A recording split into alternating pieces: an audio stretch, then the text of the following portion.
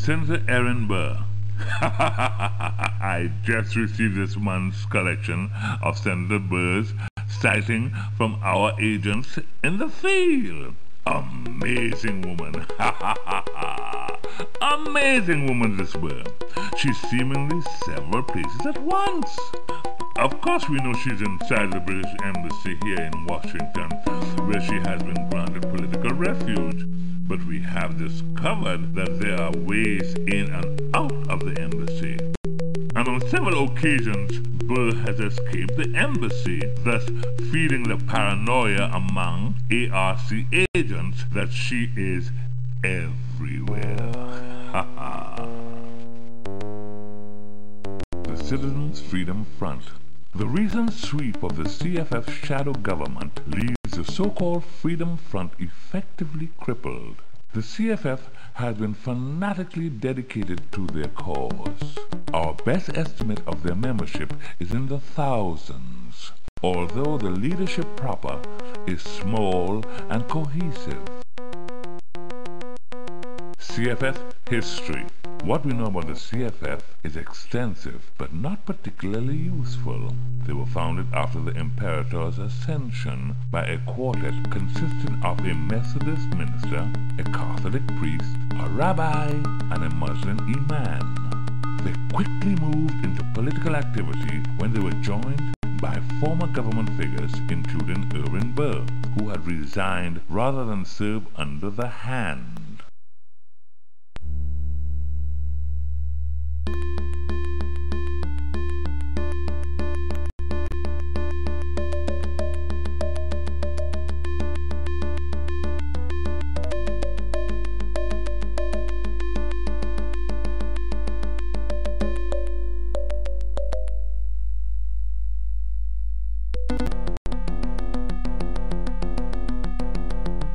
Night of the Titans. Transgressions recently launched dozens of scrub teams on a coordinated sweep of the CFF shadow cabinet. A strike against the resistance that has been over a year in the making. Codename Night of the Titans. It's a truly historical occasion. Randall Singh.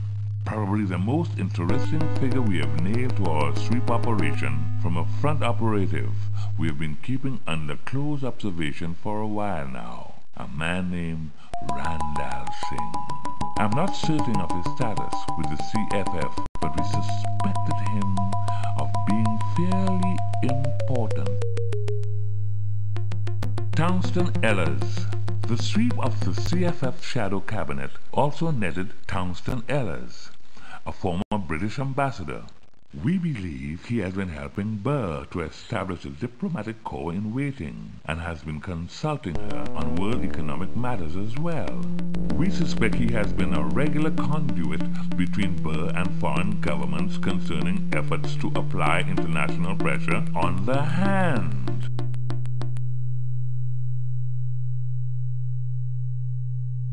Brett Carew. Perhaps the only dissident whose apprehension I regretted was Brett Carew's. Carew is one of the 3 or 4 writers Solox has banned, and she has been apprehended in the recent CFF sweep. The charges against her are weak, just rumors that she writes some of Senator Burr's pirate broadcasts. Eddie Commerce. I confess I do not get the joke. Melissa and I saw Commerce perform years ago when he was legal. I do not find this man to be funny, much less someone capable of being a subversive figure. The filthy language of personal attack against the Imperator, the monologues about free expression. I thought it a mistake to include him in the recent crackdown. Arrests like these only risk making martyrs of people who pose no threat to the hand.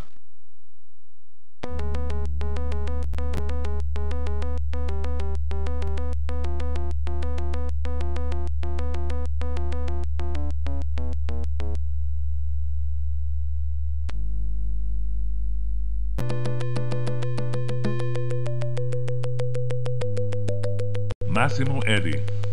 Last night there was another Massimo Eddy broadcast, another vision of hell.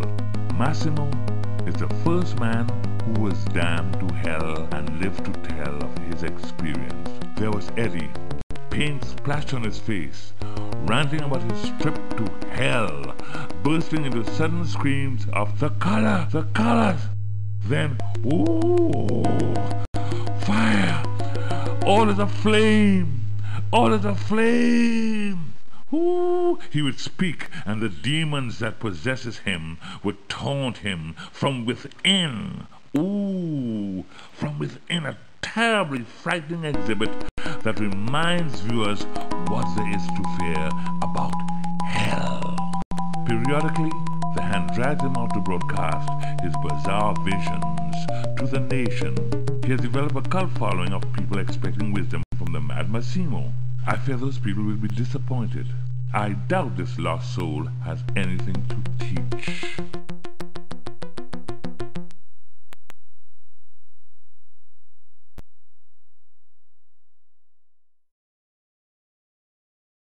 ARC. Reality Containment was outraged after two of its agents were targeted in the latest Scrub Team action.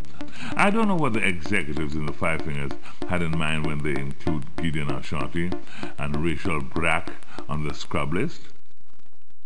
There were ways of making them disappear without setting ARC and transgressions at odds with one another. The question remains, why? What were Ashanti and Brack involved in that demanded that they be eliminated in such a high-profile fashion? Rumors are that the order to kill them came directly from the Imperator.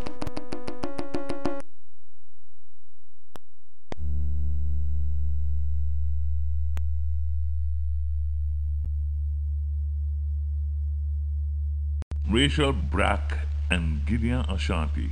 Looking through the backfiles today, I found one I had on Brack and Ashanti.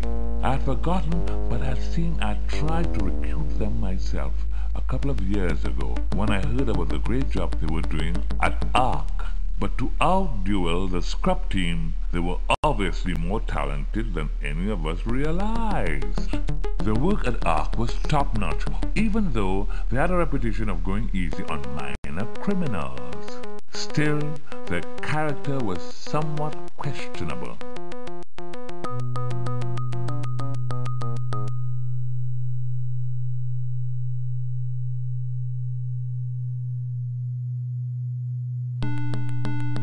For a high-profile buzz arises. Psionic League. Of the dozens of illegal operations we monitor, the Psionic League is the most dangerous threat to stability, especially if the leader, Columbus Pistola, should ever decide to politicize his organization. The League has been tolerated at this point because it is the inspiration for similar groups. No one better knows the danger of unrestrained psionic ability than Spatola. He's one of the most powerful psionics on the planet. His life is a case study of the hardships that psionics endure when forced to master their abilities alone. His early hardships led to the founding of the League, and his near-fanatical belief in the benevolent use of the power. Meats. Data from reality container shows an increase in illegal attempts to reproduce the human tissue lab of new corporeals biologics, officially named service units. New Corp's infamous products are widely referred to as meats. Meats epitomize the relentless perversion of God's creations of human hands. As so with many nightmares, it all started with good intentions. The goal of providing servant machines for the masses was lofty and laudable. But when the meats were introduced into the market, the public was outraged. The meats were twisted parodies of humanity, flesh without souls. Within 6 months, the meats were a moral scandal. When several developed cancer, it was more cost-effective for New Corporeal to discard the entire tissue casing than it was to perform surgery. One hate group began to burn meats in public. The meats were withdrawn from the market and New Corporeals closed. Now, outlaw entrepreneurs seek to revive the technology for use in foreign markets. Such criminal efforts are precisely what transgressions and ARC were formed to combat.